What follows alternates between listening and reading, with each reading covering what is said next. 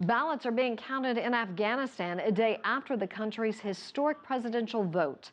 Partial results could come in the next few days, but a final tally is not expected for at least another week. The election was hailed a success so far. More than 7 million people turned out to a vote despite threats of violence. As Sean Callebs reports, the landmark vote marks Afghanistan's first democratic transfer of power.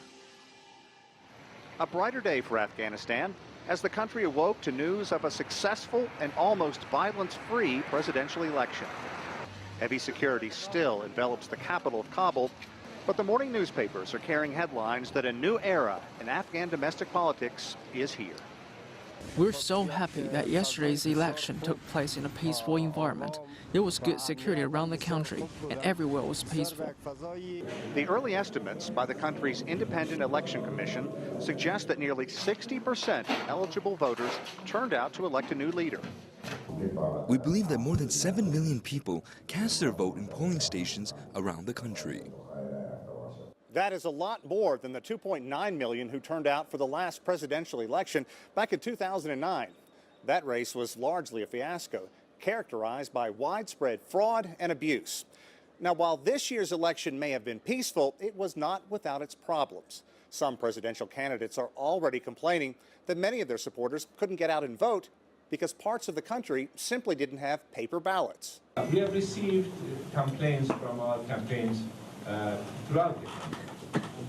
And we have registered our complaints. We have processed those complaints and referred it to the relevant commission, which is the Independent Election Complaints Commission. Perhaps outgoing President Hamid Karzai set a test, articulating the nation's relief that the Taliban threats to disrupt the election simply didn't happen. Despite the cold and rainy weather and possible terrorist attacks, our sisters and brothers nationwide embraced this election, and their participation is a step forward and it's a success for Afghanistan. Karzai's successor may not be known for several weeks, as official results continue to trickle in from Afghanistan's far-flung provinces. What is certain, however, is that these elections could bring the first ever democratic transfer of power to a country that has known so much civil unrest and violence.